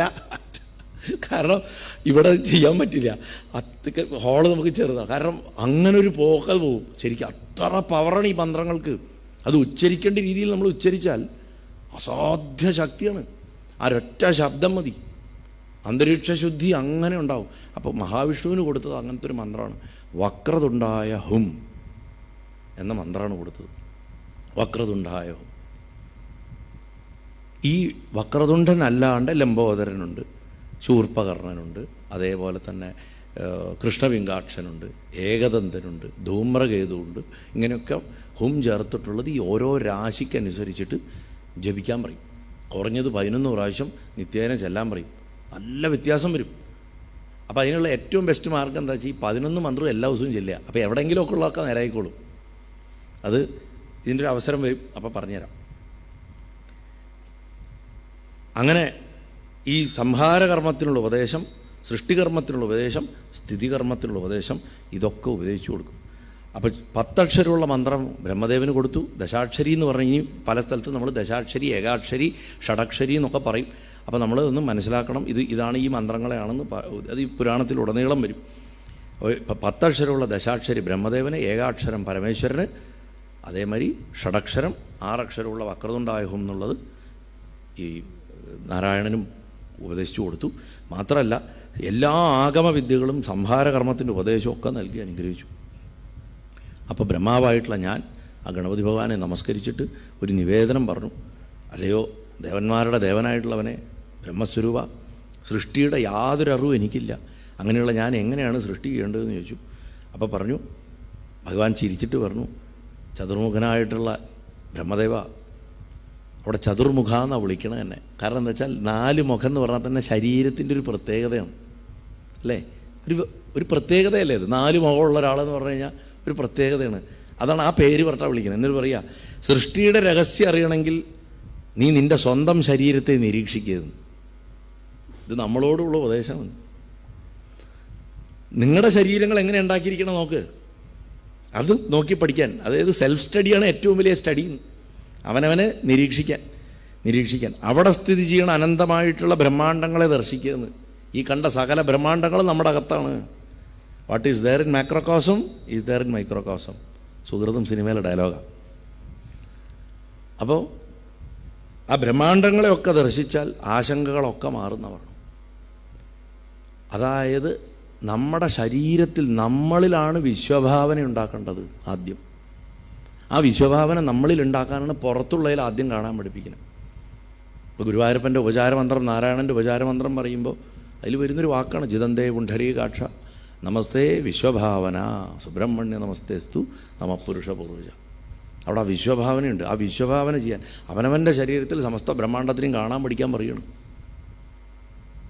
എന്ത് ഗംഭീരമായിട്ട് ഉപദേശം നോക്കൂ. ചുരുക്കിയാൽ പറയണം, നമ്മൾ വിസ്തരിക്കുന്നൊന്നുമില്ല. പക്ഷെ ആ ക്രക്സ് അതാണ്. അങ്ങനെ ചെയ്താൽ സ്വയം സൃഷ്ടി ചെയ്യാനുള്ള കഴിവ് അങ്ങേക്ക് തന്നെ വന്നോളും. എല്ലാറ്റിനെയും അവനവനിൽ കാണാൻ സാധിച്ചു കഴിഞ്ഞാൽ ഓട്ടോമാറ്റിക്കലി അങ്ങേക്ക് പുതിയതിനെ സൃഷ്ടിക്കാനുള്ള കഴിവ് വരും. അതിൽ നിന്ന് എന്താ മനസ്സിലാക്കേണ്ടത്? യഥാർത്ഥ വിശ്വഭാവനയുള്ളവനാണ് അൾട്ടിമേറ്റായിട്ടുള്ള ഇമാജിനേഷൻ്റെ ശക്തി ഉണ്ടാവുക. സങ്കല്പശക്തി കൊണ്ടാണല്ലോ സൃഷ്ടിക്കുന്നത്. നമ്മളെന്തും സൃഷ്ടിക്കണം എങ്ങനെയാണ്? സങ്കല്പിച്ചിട്ടാ. എനിക്ക് കുറേ പണം സമ്പാദിക്കണം, നല്ല ജോലി കിട്ടണം, അതൊക്കെ സങ്കല്പങ്ങളാണ്. ഈ സങ്കല്പത്തിൽ നിന്നാണ് നമ്മൾ അതിനു വേണ്ടി പ്രയത്നിക്കുന്നതും പണിയെടുക്കുന്നതും സൃഷ്ടിക്കുന്നതും ഒക്കെ. അപ്പോൾ സമസ്ത പ്രപഞ്ചത്തിൻ്റെ വിഭാവന സ്വന്തം ശരീരത്തിൽ ചെയ്യണ ഒരാൾക്ക് അയാളുടെ കർമ്മശേഷിയുടെ ഹൈറ്റ് എന്തായിരിക്കും? സകല ജീവജാലങ്ങളും അയാൾക്ക് വശപ്പെട്ടിരിക്കും. ഒരു തടസ്സവും അയാൾക്ക് ഉണ്ടാവില്ല. എന്തും അയാൾക്ക് ഹാൻഡിൽ ചെയ്യാൻ പറ്റും. വാസ്തവത്തിൽ ഷൽക്കർമ്മങ്ങളിൽ ഈ വശീകരണം, ആകർഷണം എന്നൊക്കെ പറഞ്ഞാൽ എന്താ? അതിലൊക്കെ ഈ വിശ്വഭാവനയുടെ തത്വമാണ് കിടക്കുന്നത്. എല്ലാം വിശ്വഭാവനയാണ്. സകലത്തിലുള്ള ഒരൊറ്റ ചൈതന്യത്തിനെ അവനവനിൽ കാണുക. അപ്പം എന്തായി? മലയും പർവ്വതവും അല്ലെ കടലും പക്ഷികളും മൃഗങ്ങളും സകലതും അവനവൻ്റെ അകത്ത് തന്നെയാണെന്നുള്ള ബോധത്തിലേക്ക് കൊണ്ടുവരുന്നതാണ് സനാതനധർമ്മം പഠിപ്പിക്കുന്ന ഏറ്റവും വലിയ സത്യാന്വേഷണ മാർഗം. അതുകൊണ്ടാണ് ഭഗവാന്റെ ഏറ്റവും വലിയ വിഗ്രഹം വിശ്വം ആണെന്ന് പറയാൻ കാരണം. അത് ഓം വിശ്വം എന്ന് പറഞ്ഞിട്ട് സഹസ്രനാമം തുടങ്ങുന്നത് മറക്കാതിരിക്കുക. പലപ്പോഴും ഞാൻ ആവർത്തിക്കുന്നതാണ്. ഓം നാരായണ എന്ന് പറഞ്ഞിട്ടല്ല തുടങ്ങിയത്, ഓം വിശ്വം എന്ന് പറഞ്ഞിട്ടാണ് തുടങ്ങുന്നത്. കേൾക്കാവുന്ന രൂപത്തിലാണ് ആദ്യം വരണത് ഓം ശബ്ദം, ആ നാദം, ഓംകാരനാദം. അത് കഴിഞ്ഞാൽ കാണാവുന്ന രൂപമായത് വിശ്വമായിട്ടാണ്. പക്ഷെ അപ്പോഴും സഹസ്രനാമം തുടങ്ങുന്നത് ഓമിലല്ല, അതിന് മുമ്പൊരു നിശബ്ദതയുണ്ട്. ആ ഓം പറയാൻ നമ്മൾ തുടങ്ങുന്നതിന് മുമ്പൊരു നിശബ്ദത എന്നാണല്ലോ ഓം എന്ന് പറയണത്. ആ നിശബ്ദതയാണ് മൂപ്പര്, ആ നിശബ്ദതയാണ് ഭഗവാൻ. അത് അവസാനിക്കുന്നത് നിശബ്ദതയിലാണ്. സർവപ്രഹരണായുധ എന്ന് പറഞ്ഞു കഴിഞ്ഞാൽ ഒരു നിശബ്ദതയുണ്ട്. അപ്പോൾ ഇവിടെ ആത്മധ്യാനം ചെയ്യാൻ ഗണപതി ഭഗവാൻ ഉപദേശിക്കുകയാണ് സൃഷ്ടിയുടെ ശക്തിക്ക് വേണ്ടിയിട്ട്. അപ്പോൾ മഹർഷേ വേദവ്യാസ ഇങ്ങനെ കൽപ്പിച്ചതിന് ശേഷം ആ ഭഗവാൻ എനിക്ക് ജ്ഞാനദൃഷ്ടി നൽകി. എന്ത് ഈ ജ്ഞാനദൃഷ്ടി? സമസ്ത പ്രപഞ്ചത്തിൽ അവനവനിൽ കാണാൻ സാധിക്കണമെങ്കിൽ സമസ്ത പ്രപഞ്ചത്തിൽ ഓരോ വസ്തുക്കളും എന്താ ചെയ്യണം, ഇനിയുള്ള കാലത്ത് എന്തായിരിക്കും നടക്കുക, പണ്ട് എന്തായിരുന്നു, ഇതൊക്കെ അറിയാനുള്ള കഴിവ് വരും. കാരണം സമയത്തിന് അതീതനാവും ഓട്ടോമാറ്റിക്കലി. അതിനുശേഷം തൻ്റെ ശ്വാസത്തിൽ കൂടി ഭഗവാൻ എന്നെ ഭഗവാന്റെ ഉദരത്തിൻ്റെ ഉള്ളിലേക്ക് പ്രവേശിപ്പിച്ചു. തുമ്പിക്കയുടെ അകത്തുകൂടെ കയറിപ്പോയി, മൂക്കിൻ്റെ ഉള്ളിൽ കൂടെ കയറി വയറിൻ്റെ ഉള്ളിലെത്തി.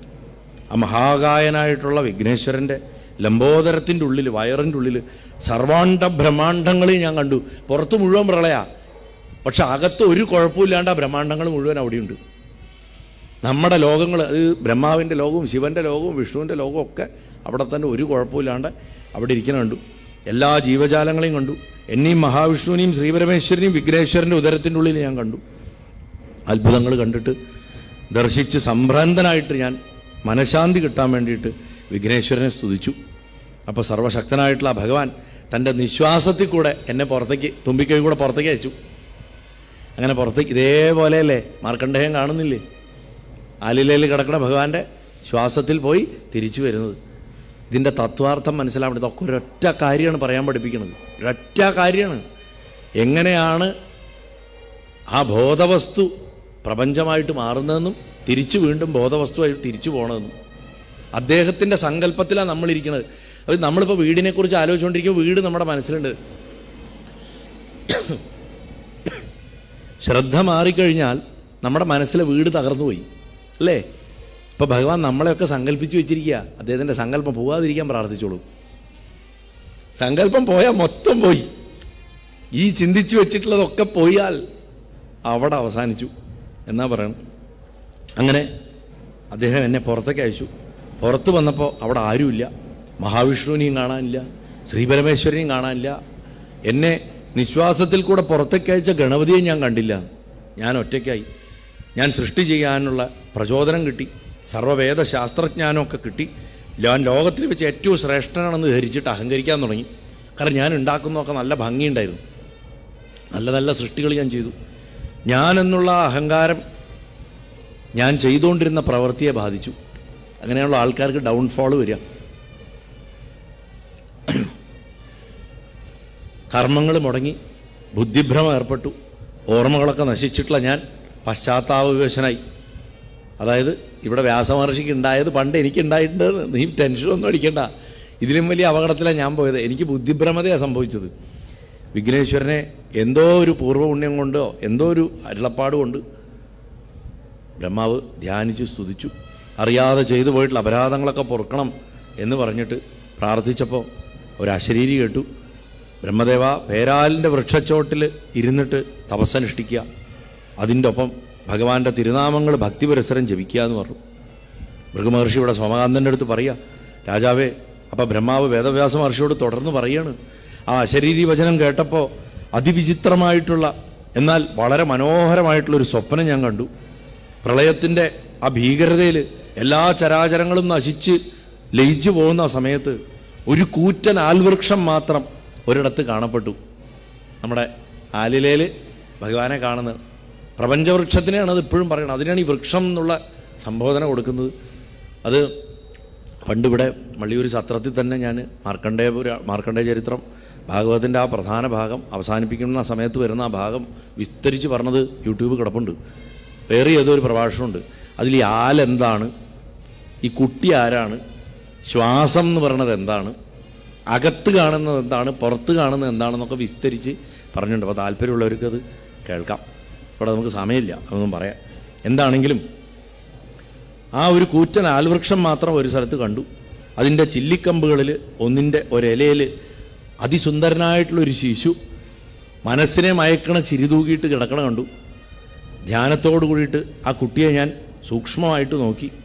അത്ഭുതം എന്നല്ലാണ്ട് എന്താ പറയുക. കാണാ കുട്ടി അങ്ങോട്ട് വളരാൻ തുടങ്ങി. അവൻ വളർന്ന് ബാലകനായിട്ട് ആ കൊച്ചു കാലടികൾ വെച്ചിട്ട് അതിൽ കുഞ്ഞു കുഞ്ഞു ചെലമ്പുകൾ ഇട്ടിട്ടുണ്ട്. ആ ചെലമ്പിൻ്റെ ശബ്ദം ഉണ്ടാക്കിക്കൊണ്ട് എൻ്റെ അടുത്തേക്ക് നടന്നു വന്നു. ആ ദേവബാലൻ സാക്ഷാൽ വിഘ്നേശ്വരനായിരുന്നു. എൻ്റെ ശരീരമൊക്കെ കോരിത്തെരിച്ചു. ഞാൻ അദ്ദേഹത്തിനെ സർകലതും മറന്നിട്ട് മന്ത്രങ്ങൾ ഉരുവിട്ടുകൊണ്ട് നമസ്കരിച്ചു. അങ്ങനെയുള്ള എൻ്റെ ആ പ്രാർത്ഥന കേട്ടിട്ട് സന്തോഷിച്ച ആ ഭഗവാൻ എന്നോട് പറഞ്ഞു, ബ്രഹ്മദേവ, എല്ലാ ചിന്തകളും വെടിഞ്ഞിട്ട് എൻ്റെ ഏകാക്ഷരി മന്ത്രം മാത്രം അവിടുന്ന് 1,00,000 പ്രാവശ്യം ഉരുവിടുക. ആ ജപം പൂർണ്ണമാകുമ്പോൾ അങ്ങേക്ക് എൻ്റെ പൂർണ്ണരൂപത്തിലുള്ള ദർശനം കിട്ടും.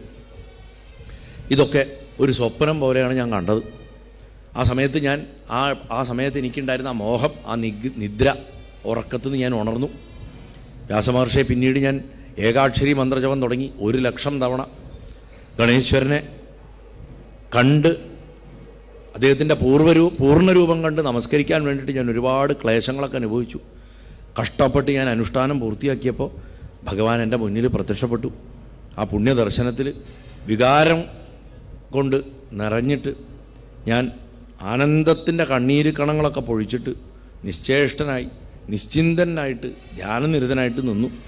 ആ സമയത്ത് ഭഗവാന്റെ ഒരു ഗംഭീരമായിട്ടുള്ള ശബ്ദം കേട്ടു, ബ്രഹ്മദേവ, അങ്ങയുടെ സ്വപ്നത്തിൽ പ്രത്യക്ഷപ്പെട്ട നാം അവിടുത്തെ ധ്യാനത്തിലും ജപത്തിലും സന്തുഷ്ടനായിരിക്കണു.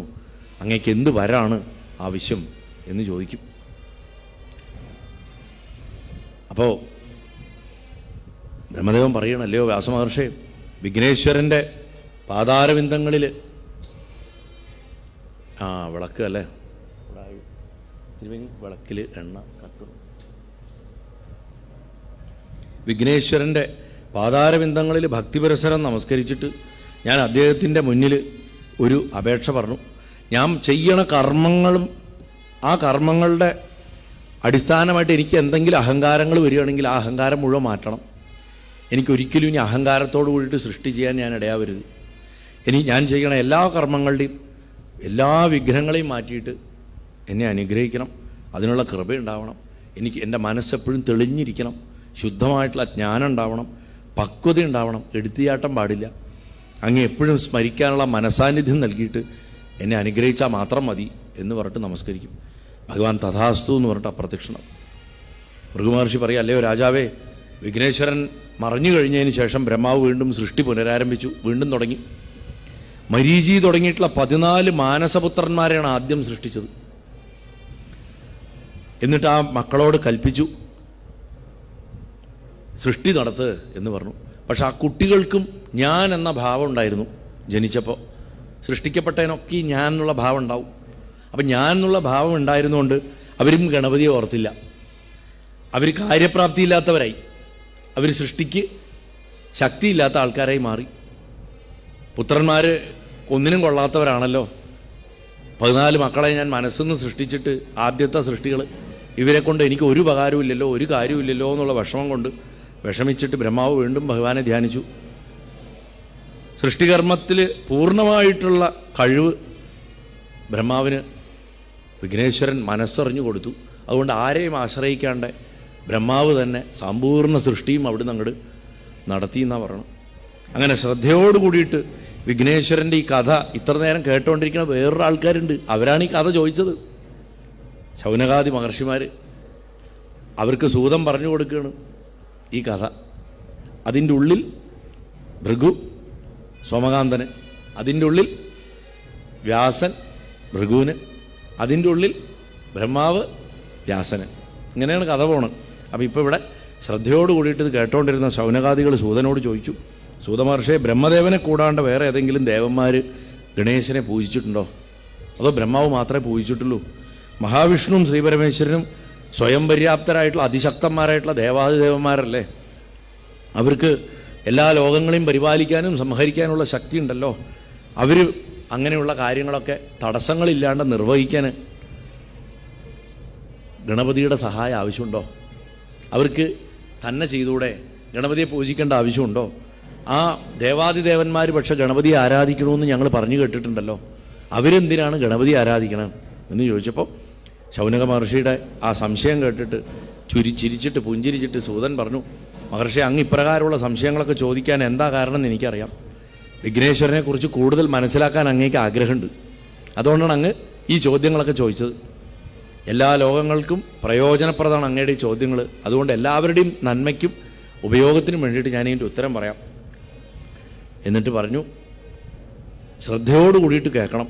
ശ്രദ്ധയില്ലാത്തവനുള്ളതല്ല വിഘ്നേശ്വരൻ്റെ ഉപാസന. വ്രതം വേണം, ശ്രദ്ധയും വേണം. ഇത് രണ്ടും ഇല്ലെങ്കിൽ ഗണപതിയെ പൂജിക്കുന്നതിന് ഒരു ഫലവും കിട്ടില്ല. അവനവൻ ചെയ്യണ കർമ്മങ്ങളുടെ തടസ്സങ്ങളൊക്കെ തന്നെ മാറിപ്പോണമെന്നുണ്ടെങ്കിൽ ഗണപതി ഭഗവാന്റെ കരുണയോടുകൂടിയുള്ള നോട്ടം നമുക്ക് കിട്ടിയിട്ടുണ്ടാവണം. അതില്ലെങ്കിൽ ഒരു കാര്യമില്ല എന്ന് പറയും. എല്ലാ കാലത്തും സകല ദേവതമാരും അവരവരുടെ കർമ്മങ്ങളിൽ വരുന്ന തടസ്സങ്ങൾ മാറ്റാനായിട്ട് ഗണപതി ഭഗവാനെ തന്നെയാണ് പ്രാർത്ഥിക്കുകയും പൂജിക്കുകയും ചെയ്യണ. വേറൊരാളില്ല അതിന്. ആ പുണ്യമായിട്ടുള്ള പൂജയിൽ കൂടെ എല്ലാവരും അവരവരുടെ ഉദ്ദിഷ്ടകാര്യങ്ങളൊക്കെ സാധിപ്പിച്ചെടുക്കും എന്ന് പറഞ്ഞിട്ട് ഗണപതിയുടെ ഉപാസനയുടെ ഒരു മഹിമ ചുരുക്കി പറയും. എന്നിട്ട് പറയുക, സൃഷ്ടികർത്താവായിട്ടുള്ള ബ്രഹ്മാവ് വിഘ്നേശ്വരനെ സ്തുതിച്ച് പ്രാർത്ഥിച്ചിട്ട് സന്തോഷിപ്പിച്ച കാര്യം നമ്മളിപ്പോൾ പറഞ്ഞല്ലോ. അടുത്തത് മഹാവിഷ്ണുവിന് കർമ്മവിഘ്നം ഉണ്ടായപ്പോൾ അദ്ദേഹം ഗണപതി ഭഗവാനെ ധ്യാനിച്ച് പ്രാർത്ഥിച്ച് സംപ്രീതനാക്കിയിട്ടുള്ള ഒരു കഥ ഞാൻ പറയാം. അത് വളരെ രസമുള്ളൊരു കഥയാണ്. ഈ സംഭവം ബ്രഹ്മദേവൻ വ്യാസമഹർഷിയുടെ അടുത്ത് പറഞ്ഞാണ്. ആ സംഭവ കഥ ഭൃഗുമഹർഷി സോമകാന്ത മഹാരാജാവിൻ്റെ അടുത്തും പറഞ്ഞു കൊടുത്തു. അത് ഞാൻ ഇതപ്പോൾ നിങ്ങൾക്കും പറഞ്ഞുതരാം. പണ്ടൊരിക്കൽ സൃഷ്ടിയിൽ ബ്രഹ്മാവ് ഇങ്ങനെ വ്യാപരിച്ചിട്ടിരിക്കുന്ന സമയത്ത് ഭഗവാൻ മഹാവിഷ്ണുവിൻ്റെ ചെവിയുടെ ഉള്ളിൽ നിന്ന് കർണമലങ്ങളിൽ നിന്ന് മധുവെന്നും കൈടഭെന്നും പേരോട് കൂടിയിട്ടുള്ള രണ്ട് ഭയങ്കരന്മാരായിട്ടുള്ള ദൈത്യന്മാർ ഉത്ഭവിച്ചു. വളരെ അവർ പുറത്ത് വന്ന് വീണ് കഴിഞ്ഞ ഉടനെ തന്നെ അവർ വളർന്നു വലുതായി. അവർക്ക് ഭയങ്കര വിശപ്പായിരുന്നു. ചുറ്റും നോക്കിയപ്പോൾ ജലം മാത്രമാണ് അവർ കണ്ടത്. പ്രളയജലം നമ്മളല്ലാണ്ട് വേറെ ഒന്നും കണ്ടില്ല. അവരുടെ വിശപ്പടക്കണേന് എന്താ കിട്ടുക എന്ന് അന്വേഷിച്ചിട്ട് അവർ ലോകത്തിൻ്റെ പല ഭാഗങ്ങളിലും സഞ്ചരിച്ചു. അങ്ങനെ സഞ്ചരിക്കണ കാലത്ത് അവർ കണ്ടത് താമരപ്പൂവിലിരുന്നിട്ട് ഒരാൾ സൃഷ്ടി നടത്തിക്കൊണ്ടിരിക്കണേ. എന്നാൽ ഇവനെ പിടിച്ച് തിന്നാം എന്ന് പറഞ്ഞിട്ട് പാഞ്ഞെടുത്തു. ഈ മധുകൈടവന്മാരുടെ കഥ എല്ലാ പുരാണങ്ങളിലും കാണാം. കാരണം മധുവും കൈടവനെന്ന് പറഞ്ഞു കഴിഞ്ഞാൽ എന്ത് സൃഷ്ടി ഉണ്ടായാലും ആ സൃഷ്ടിക്കൊപ്പം ആദ്യം ഉണ്ടായിട്ടുള്ള രണ്ട് ദോഷങ്ങളാണ് അഹങ്കാരവും മമതിയും, അറ്റാച്ച്മെൻറ്റും അറോഗൻസും. മനസ്സിലായില്ലേ? അവർ തന്നെയാണ് രാവണനും കുംഭകർണനും ശിശുപാലനും ദന്തഭക്തനും ഹിരണ്യാക്ഷനും ഹിരണ്യകശിപുവും ഒക്കെ ആയിട്ട് മാറുന്നത്. അപ്പോൾ ഈ അഹങ്കാരത്തിനും മമതി ഇല്ലാണ്ടാക്കലാണ് സകല സാധനകളുടെയും ലക്ഷ്യം. അതില്ലാണ്ടായാൽ തന്നെ 99% ജീവിതയുദ്ധം നമ്മൾ ജയിച്ചു എന്നാണ്. അപ്പോൾ ഈ മധുവും കൈടവനും പിടിച്ചു തിന്നാൻ വേണ്ടിയിട്ട് നടന്നപ്പോൾ സ്രഷ്ടാവായിട്ടുള്ള ബ്രഹ്മാവിനെയാണ് കണ്ടത്. സ്രഷ്ടാവിനെ പിടിച്ച് തിന്നാൻ വേണ്ടിയിട്ട് പോയപ്പോൾ തന്നെ ബ്രഹ്മാവ് നോക്കുമ്പോൾ താമര ഇരിക്കുമ്പോൾ ഇദ്ദേഹം രണ്ടെണ്ണം പിടിച്ച് തിന്നാൻ വരും. അദ്ദേഹം അവിടുന്ന് ഇറങ്ങി ഓടാൻ തുടങ്ങി. ആത്മരക്ഷാർത്ഥം ഓടി ബ്രഹ്മാവ് വൈകുണ്ഠത്തിലെത്തിയിട്ട് യോഗമായെ ദർശിച്ചിട്ട് സങ്കടം ഉണർത്തിച്ചു. അത് ദേവിഭാഗത്തിൽ ആ കഥയുണ്ട്. മഹാവിഷ്ണുവിനെ എത്ര വിളിച്ചിട്ടും ഉണർന്നില്ല.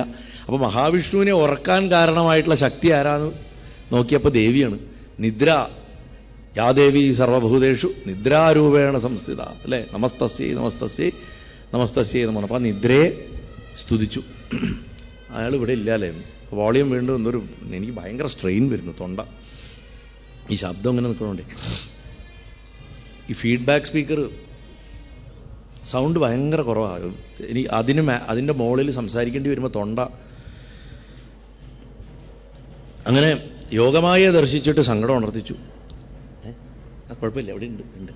അദ്ദേഹത്തിനെ സമാധാനപ്പെടുത്തിയിട്ട് ആ യോഗമായ മഹാവിഷ്ണുവിനെ വിളിച്ചുണർത്തി ബ്രഹ്മദേവൻ്റെ ഭയം മാറ്റാനും രാക്ഷസന്മാരുടെ ശ്രദ്ധ പിന്തിരിപ്പിക്കാനും വേണ്ടിയിട്ട് ഭഗവാൻ പാഞ്ചജന്യം ചങ്കെടുത്തിട്ട് ഉറക്കെ അങ്ങോട്ട് മുഴക്കി. ആ ശബ്ദം കേട്ടിട്ട് ലോകത്തിലുള്ള സകല ജീവജാലങ്ങളും സന്തുഷ്ടി അണിഞ്ഞു എന്നാണ് പറഞ്ഞത്. ആ നേരത്തെ ഈ ശംഖനാദം കേട്ടപ്പോൾ നമ്മളെപ്പോഴും ഇങ്ങോട്ട് ആക്രമിക്കാൻ വരണ പുലിയെ അപ്പുറത്തുനിന്ന് തപ്പട്ട കൊട്ടിയിട്ട് ശ്രദ്ധ ക്ഷണിക്കണ പോലെയാണ് പാഞ്ചജന്യം മുഴക്കിയിട്ട് ബ്രഹ്മാവിനെ പിടിക്കാൻ വന്ന മധുവിൻ്റെയും കേടവൻ്റെയും ശ്രദ്ധ ഭഗവാൻ മാറ്റിവിട്ടു. അങ്ങനെ മാറ്റിവിട്ടപ്പോൾ ഈ ശംഖനാദം കേട്ടത് എവിടുന്ന് അവർ നോക്കിയപ്പോൾ ഇതേ 4 കൈയുള്ള ഒരാൾ നിൽക്കണു, ശംഖചക്ര കഥാപത്മങ്ങളൊക്കെ പിടിച്ചിട്ട്. ആ നാരായണൻ്റെ നേരെയായി. പിന്നെ ആരുടെ ചെവിയിൽ നിന്നാണോ പുറപ്പെട്ടത് അതുപോലും തിരിച്ചറിയാണ്ട് ആ ഭഗവാന്റെ നേരെ അവർ യുദ്ധം ചെയ്തു. രാക്ഷസന്മാരും പേടിച്ച് പിന്മാറിയില്ല, ഭഗവാനും യുദ്ധം ചെയ്തുകൊണ്ടിരുന്നു. ഒപ്പത്തിനൊപ്പം യുദ്ധം, അതിഭയങ്കരമായിട്ടുള്ളൊരു യുദ്ധം. ജയാപജയങ്ങൾ നിശ്ചയിക്കാൻ പറ്റാണ്ടായി. മധുകേടവന്മാരും മഹാവിഷ്ണുവും തമ്മിലുണ്ടായിട്ടുള്ള ആ മഹായുദ്ധം 5000 വർഷക്കാലം തുടർന്നു പോയി. ആരും ജയിച്ചുമില്ല, ആരും തോറ്റുമില്ല. ലോകത്തിൽ അങ്ങനെയാണ്. അഹങ്കാരത്തിനും മമതയും നമ്മൾ പരാജയപ്പെടുത്താനുള്ള യുദ്ധം തുടങ്ങിയാൽ അതിന് എന്നത് അവസാനിക്കുന്നു നമുക്ക് പറയാൻ പറ്റില്ല. അത് തുടർന്നുകൊണ്ടേയിരിക്കും. അസുരന്മാരെ പരാജയപ്പെടുത്താൻ സാധിക്കാത്തതിൻ്റെ വിഷമം തോന്നിയ ആ ഭഗവാൻ എന്താ ചെയ്തെന്ന് വെച്ചാൽ ഒരു പാട്ടുകാരൻ്റെ സംഗീതജ്ഞൻ്റെ രൂപം എടുത്തിട്ട് കാട്ടിൽ പോയിട്ട് വീണയിൽ ഇങ്ങനെ വിരലുകൾ ഓടിച്ചിട്ട് മധുരമായിട്ടുള്ള പാട്ടുകൾ പാടി നടക്കാൻ തുടങ്ങി. സത്യം പറഞ്ഞു കഴിഞ്ഞാൽ ഭഗവാന്റെ ആ പാട്ട് കേട്ടിട്ട് ഈ തേന്മഴ കിട്ടണ പോലെ ചരാചരങ്ങൾ മുഴുവൻ ഗുരുവായൂരപ്പൻ്റെ പാട്ട് കേട്ടിട്ട് സന്തുഷ്ടരായിട്ടിരുന്നു. അവരൊക്കെ കോരി ധരിച്ചു പോയി എന്നവർ. ആ സ്വരമാധുരി കേട്ടിട്ട് കൈലാസവാദിയായിട്ടുള്ള ശ്രീപരമേശ്വരൻ തപസ്സെന്ന് ഉണർന്നു. അദ്ദേഹത്തിന് ആ പാട്ട് കേട്ടു. അദ്ദേഹം തൻ്റെ ഏറ്റവും പ്രിയപ്പെട്ടിട്ടുള്ള ഗണനാഥന്മാരിൽ 2 ആൾക്കാരെ, മഹാദേവന് സംഗീതം വളരെ ഇഷ്ടമാണ്, ബഹള ഇഷ്ടമല്ലാത്തത്, സംഗീതം അദ്ദേഹത്തിന് വളരെ ഇഷ്ടമാണ്. അദ്ദേഹം നികുംഭൻ എന്ന് പറയുന്ന ഒരു ഗണത്തിനെയും അതേമാതിരി പുഷ്പദന്തനെയും, ഈ പുഷ്പദന്തനാണ് പിൽക്കാലത്ത് ശാപം കിട്ടി ഭൂമിയിൽ വന്ന് ശിവമഹിമന സ്തോത്രം എഴുതിയത്. ആ പുഷ്പദന്തനെയും വിളിച്ചിട്ട് ആ പാട്ടുകാരൻ ആരാച്ച അയാളെ ഇങ്ങോട്ട് കൂട്ടിക്കൊണ്ടുവരൂ, കൈലാസത്തിൽ വന്നിരിക്കട്ടെ അയാൾ, എനിക്ക് പാട്ട് കേൾക്കാമല്ലോ എന്ന് പറഞ്ഞിട്ട് പറഞ്ഞയച്ചു. ആ ഈശ്വരൻ്റെ കൽപ്പന നിറവേറ്റപ്പെട്ടു. ഗാനഗന്ധർവൻ്റെ വേഷം ധരിച്ചിട്ടുള്ള ഗുരുവായൂരപ്പൻ കൈലാസത്തിലെത്തിയിട്ട് മഹാദേവനെ നമസ്കരിച്ചു. ഭഗവാന്റെ നിർദ്ദേശം ഭഗവാൻ പറഞ്ഞു, പാട് കേൾക്കട്ടെ ഞാൻ എന്ന് പറഞ്ഞു. അപ്പോൾ മഹാവിഷ്ണു അങ്ങോട്ട് പാട്ട് പാടാൻ തുടങ്ങി. ആ സ്വരമാധുര്യവും ആ രാഗത്തിൻ്റെ ഒഴുക്കും സംഗതികളും ഒക്കെ കേട്ടിട്ട് ഭയങ്കര സന്തോഷമായി ഭഗവാന്. മഹേശ്വരനും പാർവതിയും ഗണനാഥനും കാർത്തികേയനും സർവ്വഭൂതഗണങ്ങളും അവിടെ പുളകിത ഗാത്രായി. നോക്കൂ, അവിടെ ഗണപതിയുണ്ട്, പുത്രനായിട്ടുള്ള ഗണപതി അവിടെ ഇരിക്കുന്നുണ്ട് കഥയിൽ. എന്താ വരം വേണ്ടോ ചോദിച്ചു. അപ്പോൾ ഭഗവാൻ പറഞ്ഞു, വരം തരാൻ അങ്ങേക്ക് സന്മനസ്സുണ്ടെങ്കിൽ അത് മധുകേടവന്മാരെ തോൽപ്പിക്കാൻ വിധത്തിലുള്ള എന്തെങ്കിലും ആയിരിക്കണം എന്ന് പറഞ്ഞു. അപ്പോൾ ശ്രീപരമേശ്വരൻ പറഞ്ഞു, ആ മഹാവിഷ്ണു ആണല്ലേ, എനിക്കിപ്പോഴാണ് മനസ്സിലായത്. ഈ വേഷത്തിൽ ഇവിടെ വന്നിരിക്കുന്നത് എനിക്ക് പോലും മനസ്സിലായില്ല. അങ്ങേ അസുരന്മാരെ വധിക്കാനായിരിക്കില്ലേ അങ്ങ് ഈ വേഷം കിട്ടിയത്? എനിക്ക് തന്നെ ആശ്ചര്യം തോന്നുക. അസുരന്മാരെ കൊല്ലാൻ സാധിക്കാണ്ട് സാക്ഷാൽ പാലകനായിട്ടുള്ള വിഷ്ണു പോലും വേഷപ്രച്ഛന്നനായിട്ട് സഞ്ചരിക്കേണ്ട അവസ്ഥ വരണു. അല്ല, അങ്ങ് ഈ സംഗീതജ്ഞൻ്റെ വേഷം തന്നെ കെട്ടിയതിന് എന്തെങ്കിലും അർത്ഥമുണ്ടോ എന്ന് ചോദിച്ചു. അപ്പോൾ ഭഗവാൻ പറയേ, പ്രത്യേകിച്ചൊന്നുമില്ല, സംഗീതപ്രിയനായിട്ടുള്ള അങ്ങയെ തൃപ്തിപ്പെടുത്താൻ സംഗീതം കൊണ്ടല്ലാണ്ട് പറ്റില്ല എന്ന് അറിയണോണ്ട് ഞാൻ ഈ വേഷം കെട്ടി, അത്രയേ ഉള്ളൂ എന്ന് പറഞ്ഞു.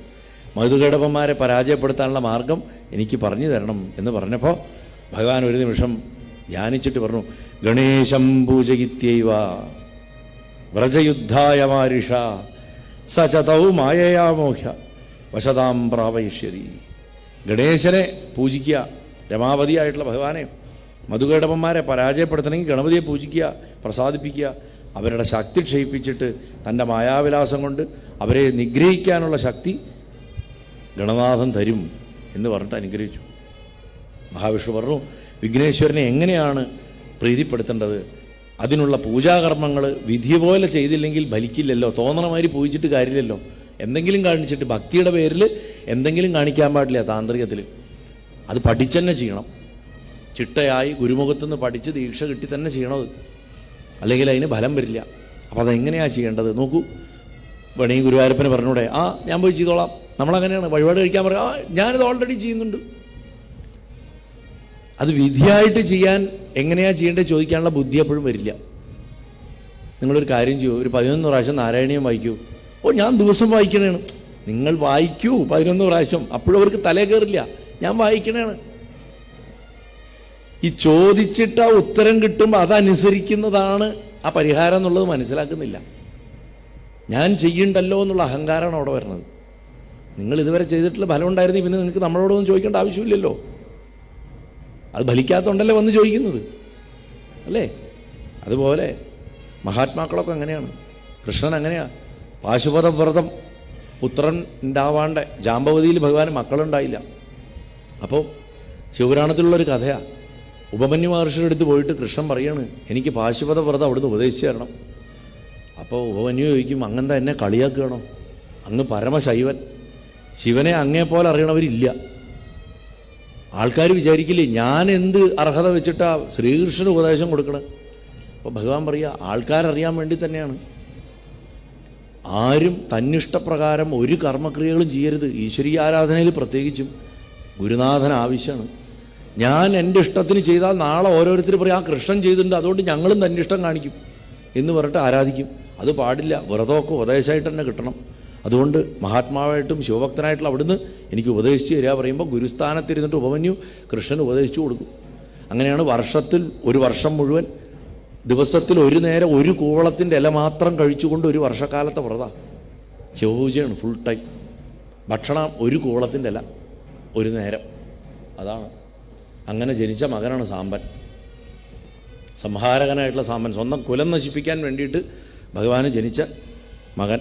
കാരണം എനിക്ക് സംഹാര സ്വഭാവമുള്ളൊരു മകൻ വേണമെന്നാണ് മഹാദേവനും അമ്മയും കൂടെ പ്രത്യക്ഷപ്പെട്ടപ്പോൾ ഭഗവാൻ പറഞ്ഞത്.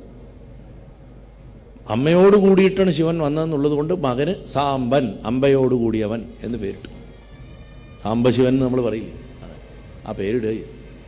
രുദ്രാംശമാണ് സാമ്പൻ. അതുകൊണ്ട് ശിവന്റെ അംശം തന്നെയാണ്. അശ്വത്ഥാമാവ്, സാമ്പൻ, ഇവരൊക്കെ രുദ്രാംശങ്ങളാണ്, സംഹാര സ്വഭാവമുള്ളവരവർ. അതുകൊണ്ട് ഇവിടെ കൃഷ്ണൻ ചോദിച്ച പോലെ തന്നെ നാരായണൻ ചോദിക്കുകയാണ് ഭഗവാന്റെ അടുത്ത്, എനിക്കിതിൻ്റെ പൂജാവിധി പറഞ്ഞു തരണം എന്ന് പറയും. പരമേശ്വരൻ മഹാവിഷ്ണുവിന് വിഘ്നേശ്വരൻ്റെ ഷോഡശോപചാരയുക്തമായിട്ടുള്ള 16 ഉപചാരങ്ങളോട് കൂടിയിട്ടുള്ള പൂജാവിധികൾ ഉപദേശിച്ചു. അതിനുശേഷം ഭഗവാൻ 1000 ദിവ്യസംവത്സരക്കാലം ഗുരുവായൂരപ്പൻ ഗണപതി ഭഗവാനെ ധ്യാനിച്ച് പൂജിച്ച് തപസ് ചെയ്തു. മഹാവിഷ്ണുവിൻ്റെ ആ പൂജയിൽ സംപ്രീതനായിട്ട് ആ ഭഗവാൻ ദർശനം കൊടുത്തു.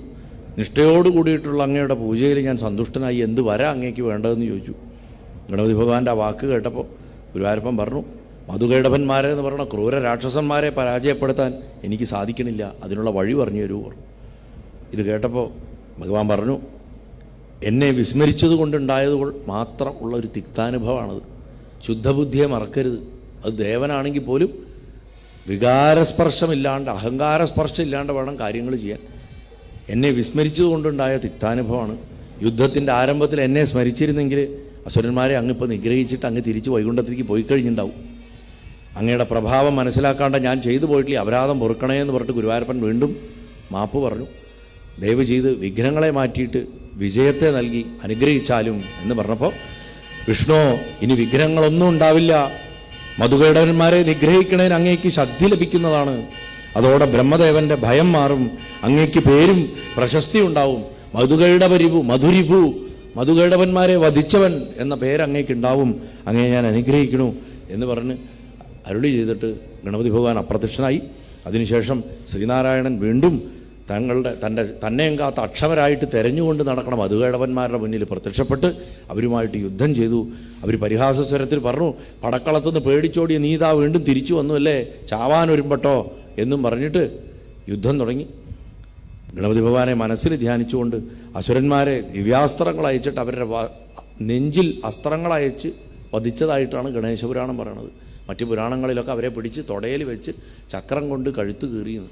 തൊടാച്ചാൽ പൃഥ്വീതത്വം ഭൂമിതത്വമാണ്. മൂലാധാര ചക്രത്തിനെയാണ് പറഞ്ഞത്. അഹങ്കാരം നശിപ്പിക്കേണ്ടത് മൂലാധാര ചക്രത്തിലാണ്, മറ്റ് ചക്രങ്ങളിലൊന്നും അത് നശിപ്പിക്കാൻ പറ്റില്ല. അതുകൊണ്ടാണ് പൃഥ്വീതത്വമായിട്ടുള്ള തൂണ് വളർന്നിട്ട് നരസിംഹം പുറത്തു വരാൻ കാരണം. ആകാശത്തു നിന്നല്ല പ്രത്യക്ഷപ്പെട്ടത്, ജലത്തു നിന്നല്ല വന്നത്. അല്ലേ? തൂണെന്നാണ് വന്നത്. തൂണ് സ്തംഭം വെച്ചാൽ പൃഥ്വിതത്വം മൂലാധാര ചക്രത്തിൻ്റെ പ്രതീകമാണ്. യോഗവിദ്യയാണ്, കഥയായിട്ട് നമ്മൾ പറയണമെന്നേ ഉള്ളൂ. അതേ തത്വത്തിനെ ഇവിടെയും പറഞ്ഞു വെച്ചിരിക്കുന്നു. അങ്ങനെ മധുകൈടവന്മാരുടെ മരണത്തെ പറയണു. മഹാവിഷ്ണു ഗണപതി ഭഗവാനെ ആരാധിച്ചിട്ടുള്ളൊരു പുണ്യസ്ഥലമുണ്ട്. ആ സ്ഥലത്തിൻ്റെ പേര് സിദ്ധക്ഷേത്രം എന്ന പേരിലാണ് ഇത് അറിയപ്പെടുന്നതെന്ന് പറയുന്നു. അതിനൊരു മഹാത്മ്യം വഴിയെ വരും. നാരായണ.